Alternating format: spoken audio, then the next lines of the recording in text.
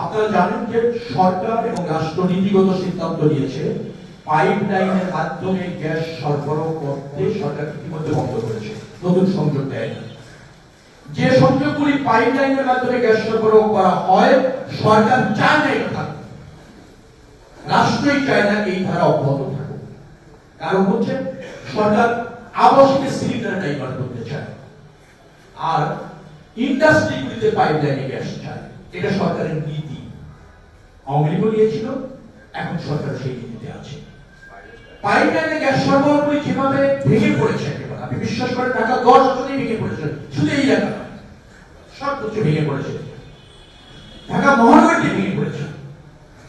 তারা এক্ষেত্রে কোনো বাজেট বরাদ্দ করে না, কোনো প্রকল্প নেয় না, যার ফলে গ্যাস সংযোগের যে লাইনগুলি আছে তা রিপ্লেসমেন্ট করা যাচ্ছে না। আগামীতে নির্বাচিত সরকার আসলে আমি নীতিগতভাবে এটা বিশ্বাস করেছি যে আমরা ওই সরকারকে, অর্থাৎ ফেব্রুয়ারির পরের সরকারকে, যদি সেটা আমার দলের হয়, তাদেরকে পাইপলাইনে গ্যাস সরবরাহ যেটা আছে বিদ্যমান সেইটাকে সচল রাখার জন্য প্রয়োজনীয় প্রকল্প, প্রয়োজনীয় বাজেট বরাদ্দের জন্য আমাদের নীতিগত সিদ্ধান্ত হবে।